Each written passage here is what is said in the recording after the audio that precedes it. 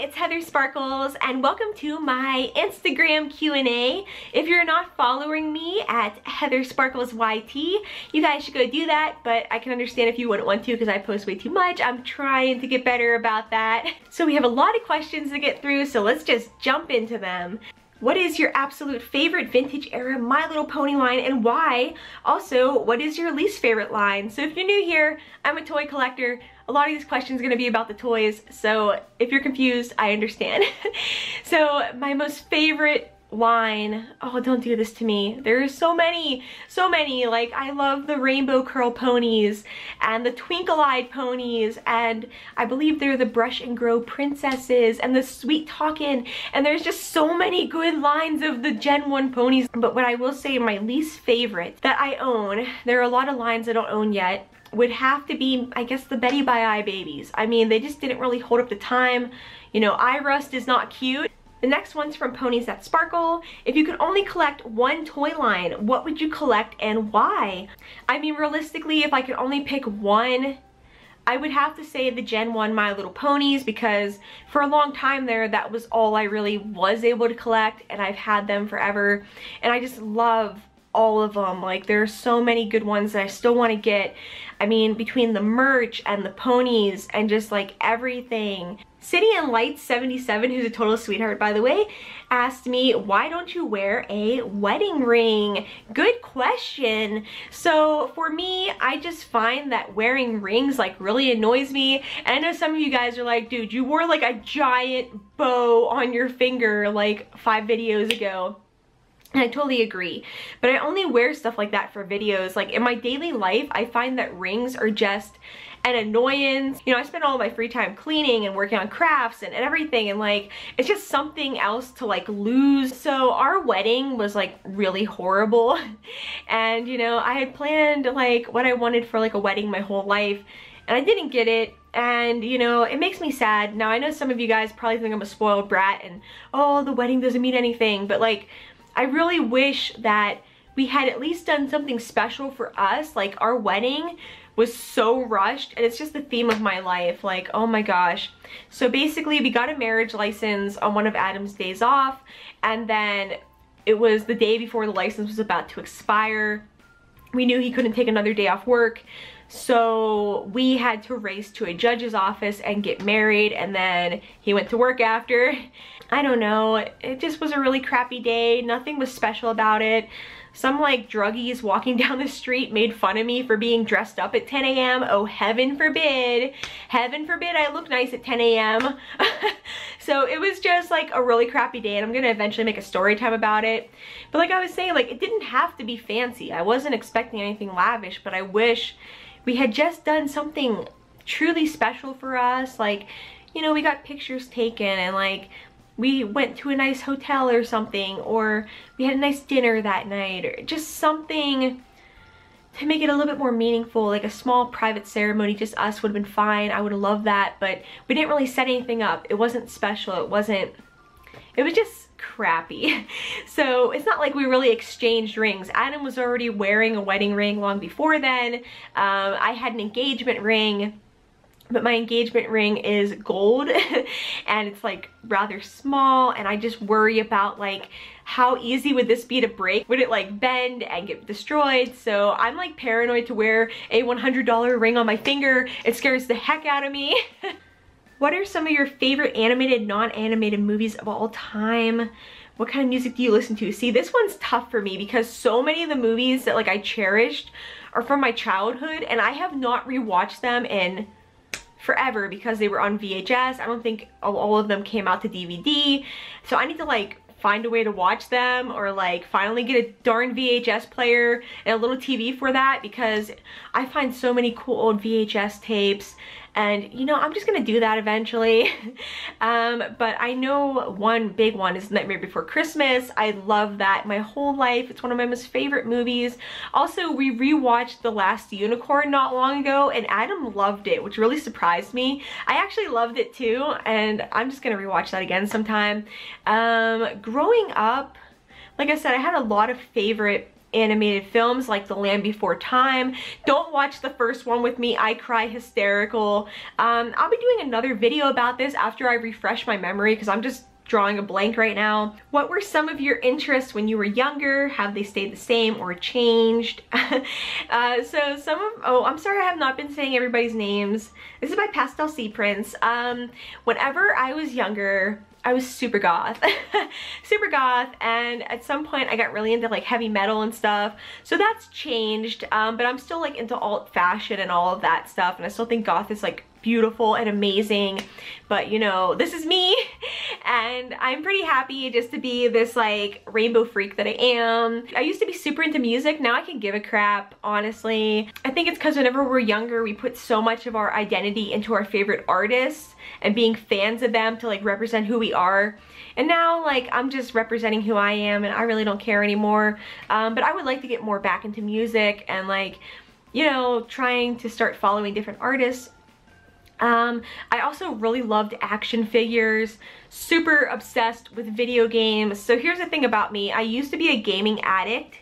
Like true, like had a problem gaming addict. Like I play for 14 hours a day. It was all I could think about was video games, video games, video games. Neglected my health, neglected things around me because I was so obsessed with my gaming and being the very best I could be at certain games and just putting my all into it. Now like I go to play a game, I get killed, and I'm like, whatever, I'm done. I turn it off, you know? Like, so I'm glad I broke my gaming addiction, but gaming was like a huge part of my life. Is your husband supportive of your toy collection? So me and Adam basically live two separate lives, and you might think that sounds sad, and it kind of is. But you know, that's just what works the best for us, you know? He has his stuff, I have my stuff, he has his life, I have my life, and you know, that's just what works for us. So like all of my toys and collectibles are back here, and he could give a crap because like it's in my area, you know, and then all of his computer stuff and all that is up there. I don't bother him with his interests. He doesn't really bother me about mine.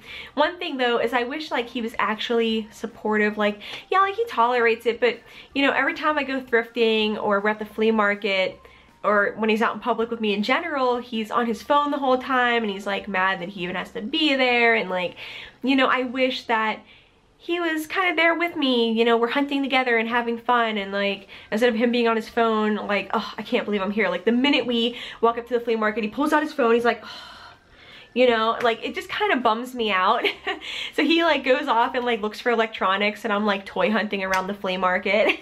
What Gen 1 ponies are you looking for? The baby mermaid ponies.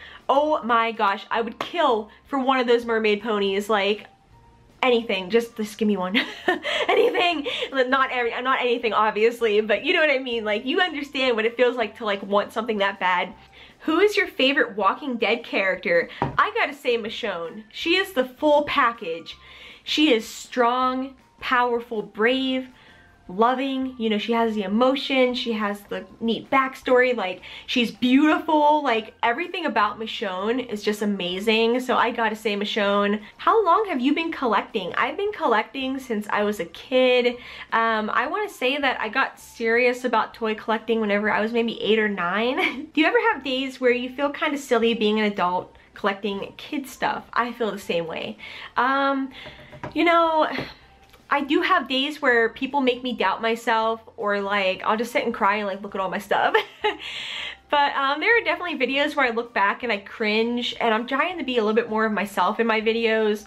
And yeah, so like I do have moments where I'm kind of embarrassed to be me, or like maybe, you know, how I looked in a video or whatever.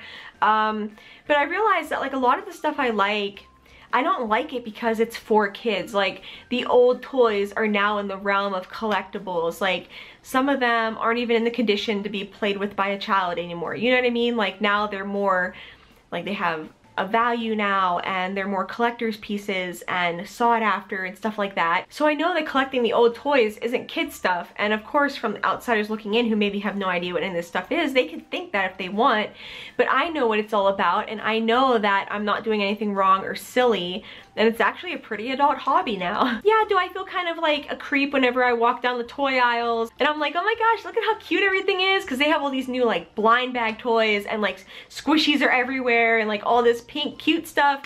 There are moments where I feel kind of silly, but then I remember, hey, like, you're like a toy blogger.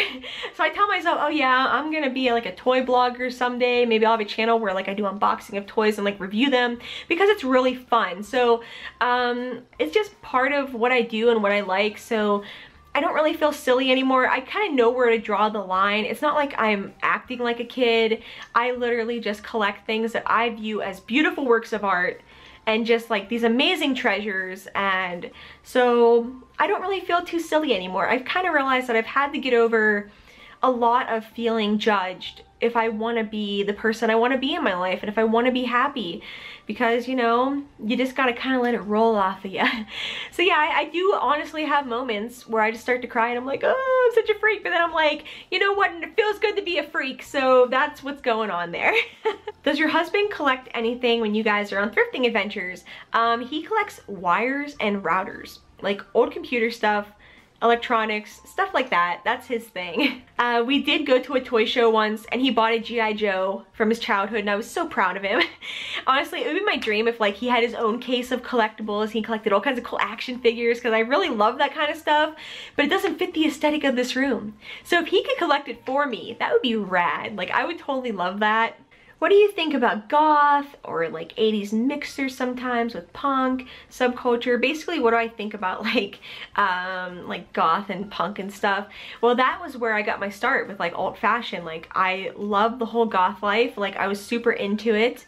Doesn't really fit me anymore. But personally, I think it's really rad. I think punk's really rad. I think that whole look's really rad. But there's so much elitism, and no matter what I did, I just wasn't considered good enough for those people. So I eventually just kind of found my own way, and I fell into this colorful hole of magic and sparkles, and that's where I'm at now. Do I still play video games, and which ones are my favorite? So I don't know if I already said in this take of the video, but I used to be a gaming addict. And I'm pretty sure I already said this. I hope I did. Did I? I don't know. I used to be a gaming addict, and you know, video games were my life. They were my main passion in life. They were how I made friends. And you know, I spent a lot of hours in my life in, you know, the digital world, in these games. It's not that I regret it at all. It's just like, I don't really play them anymore because I don't have the patience. There's too much like out here in my life that I want to be doing, and whenever I'm sitting down playing a video game, I feel like I'm just wasting my time, because it's not like I make gaming videos anymore. I don't really do that anymore. So by playing a video game, it's not like I'm really like doing anything with it. So like, as I'm sitting there, I'm like, no, I need to get up. I have to clean. I gotta get this house tidy. I gotta get this room decorated. So I just have a giant list of to-dos, so I can't really dedicate time to video games anymore, unfortunately. Will I ever get back into ball jointed dolls? No, and not just no, but hell no. Never going back. I want nothing to do with that. What's your dream job? My dream job? Realistically, like, if I was a pulled together individual, if I could be one of those people that can make a living off YouTube, oh my gosh, that would be incredible. That would be incredible. It's probably not in the stars for me, but oh my gosh. Also, if I could figure out like how to design something and become a designer, oh my gosh, that'd be crazy. Also, like, it was always my dream to have my own little like shop and like create jewelry and stuff to sell. So, you know, just like creative jobs like that would be amazing. For a while there, I thought that being a picker would be my dream job, and I kind of got into that. That's how I ended up with all that clutter, because I didn't really like sell it and like get it listed and stuff in time. But now I'm not sure if I really want to be a picker or not, but it's something like I'm looking into again, so we'll see. Alright guys, so some of the questions on my first picture, they were pretty deep, and I'm gonna kind of save them for like a different video where I want to delve into like kind of some issues maybe toy collectors encounter with people in their lives and stuff. So we'll kind of save that for another video. We're already on the second round, and I know this video is getting really long. So here are the questions from today. Would you ever get a tattoo? I would love one. I'm kind of nervous about it, don't know how my body would react, but I'm thinking about eventually getting like a small one somewhere just to see what I think, just to say I did it, you know? How hard is it to be a collector? Do you get discouraged when you can't find something? I want to start collecting toys, but not everyone is being supportive to me. So this is kind of like a topic I want to save for another video, but I will answer it now because a lot of you guys had like very similar questions. How hard is it to be a collector? It's easy to be a collector. Yeah, you kind of have to plan out your living area to decide like how much space do I want to decorate, how much space do I want to dedicate to this collection. But I mean, it's fun. It's really fun to be a collector. It's fun to collect. You get discouraged when you can't find something. Oh my gosh, all the time. There are so many times where I leave the thrift store so disappointed because I didn't find, you know, my damn Dalmatian sweater yet, and I was still looking for that damn Dalmatian sweater, and I go in going, this is gonna be the store, they're gonna have the sweater, they're gonna have it, and then they don't. And it's really discouraging, and I maybe cry a little bit in the car. Also, it took me forever to get a Skydancer's Pegasus launcher. I was really like discouraged at that point because I had missed out on so many of them. And a friend surprised me with one, and I love you, Larissa, thank you. But yeah, whenever you're like really after that like gotta have it item, you can get very discouraged, like you really will. So you just have to kind of enjoy what you have. That quest will eventually like give you that reward eventually. You just have to keep on looking and you cannot give up. And the worst feeling is having enough money for something and like nobody's selling it. Like I am absolutely desperate to find the full sheet of this print for all of my photography and stuff. Like I am desperate to find this, but all I have is one of the pillowcases, and I have the money put aside and nobody's selling one. And I'm like, why not? Just sell me one, please. As for people not being supportive, that's so hard, and I'm gonna do a video all about that because, you know, I've been there. I know what it feels like. Do you collect Funko Pops? I do not. I do have one that I might just get rid of. Sell, donate, whatever, and it's Sally from Nightmare Before Christmas. I don't know what it is about the Pop figures that never made me like fall in love with them. Like I love the variety of characters. There were a few I saw in person, like I think like the A Bug's Life ones were like so freaking cute because I loved that movie and that game when I was a kid. I recently saw the Star Wars ones and I thought they were so cute, but I guess there's something about their eyes that doesn't really draw me in, just like the big black eyes. I'm not saying it's a bad design, obviously it's not, they're everywhere, but it never made me, like I've just never looked at them and said I have to have those, I just need to have those. But I think they're very cool and I respect people that collect them, definitely, and maybe one day I'll actually buy one, but I just haven't really felt like I need it yet, you know, and that's probably a good thing. What are your thoughts on the constant infighting and negativity that gets propagated within the doll/toy collecting community? What do you think can be done to assure that there is mutual respect and inclusivity for different types of collectors? So this one's really hard because you guys know I left the ball jointed doll hobby because there's just so much negativity and gossip, and I feel like it's part of the community culture now, like, and it's so horrible, and it's been going on for like 10 years in the hobby, like more than that.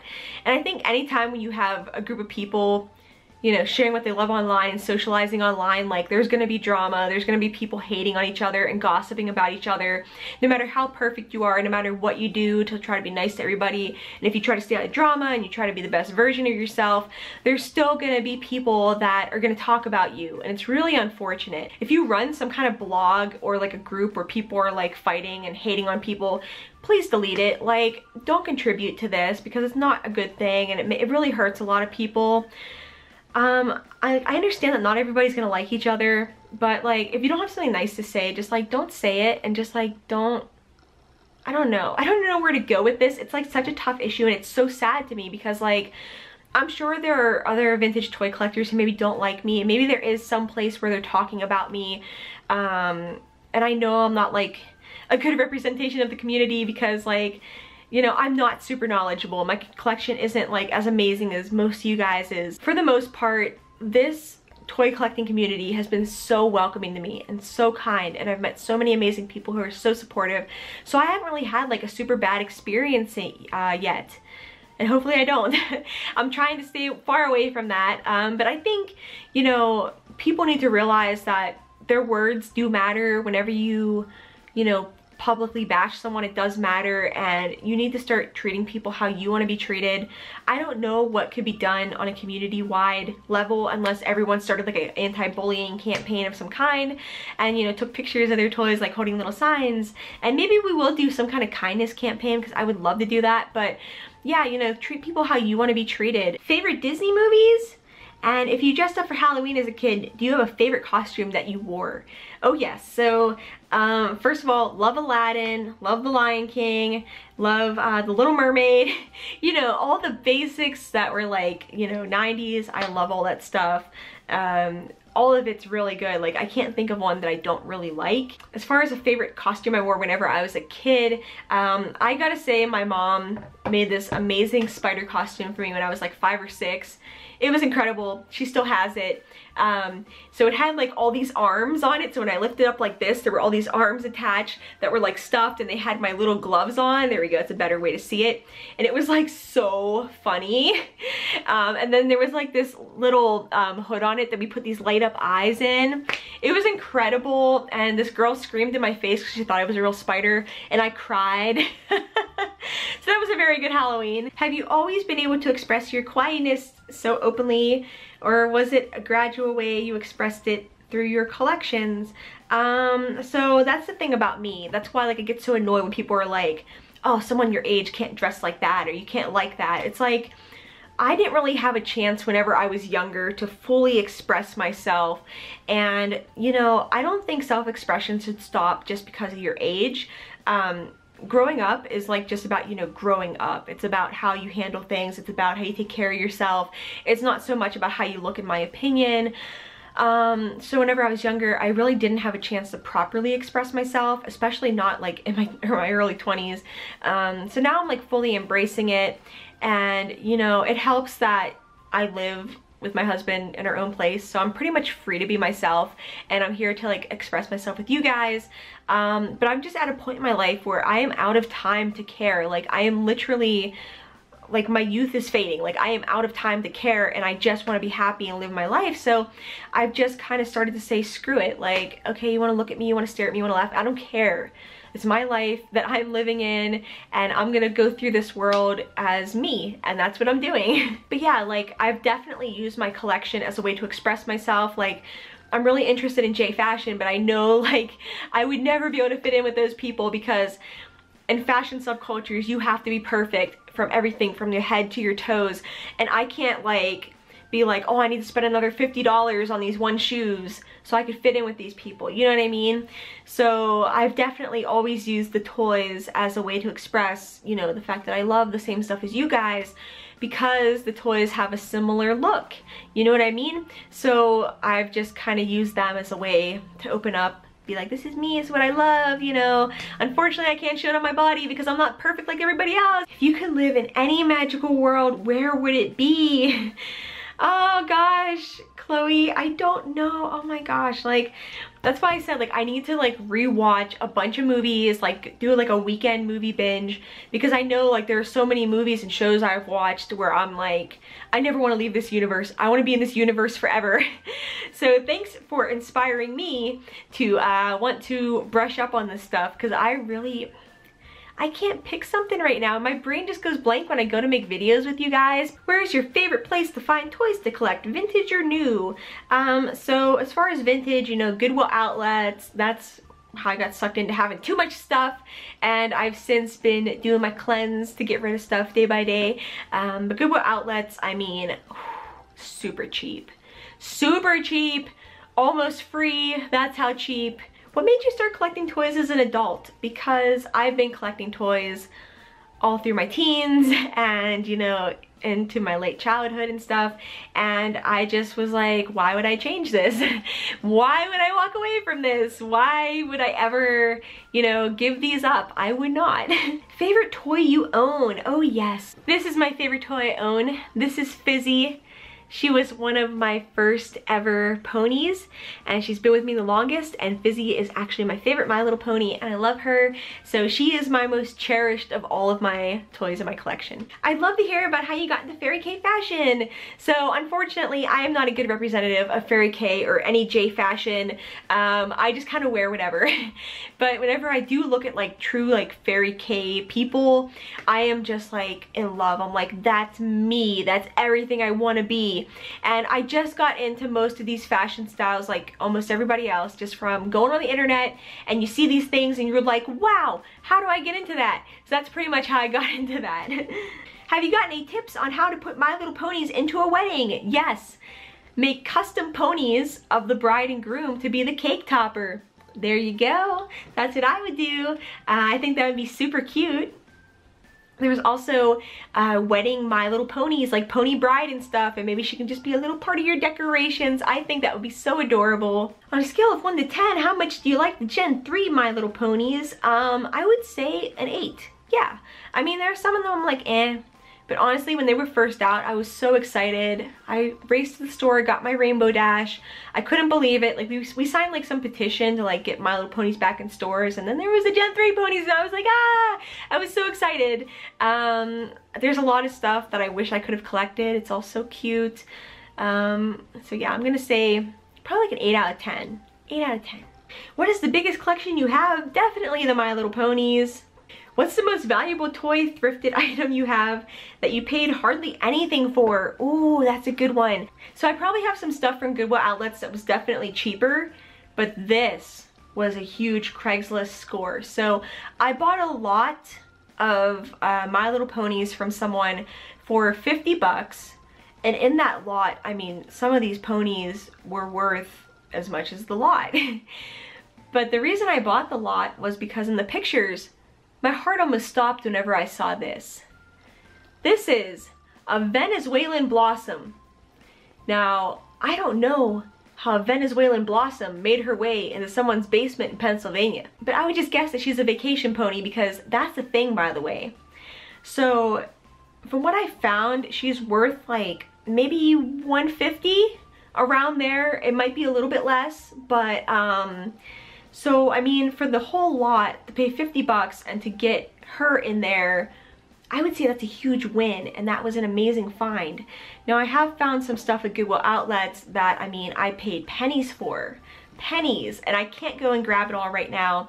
But I have a Polly Pocket set that's worth about, I think like 50 bucks, and I paid maybe 25 cents. I have one of these PJ Sparkles pets, and these can go for a lot. This one's not gonna go for as much because it doesn't have the necklace, but I mean, it's in beautiful condition. Everything still works. The eyes are slightly yellowed, a little bit scratched right there, but I mean, this, you know, I've seen people selling for $90. It depends on the market at the time for a lot of these things. I'm looking over there. What else did I find that was like super epic? I know I've had some really epic finds. Oh, I have a little pretty kitty over there that's probably worth like $40 right now because their prices have gone up ridiculously, and I got her for free at a flea market because someone was kind enough to give her to me. You know, I could probably do a whole video about some of this stuff, like what I thrifted versus what they're worth.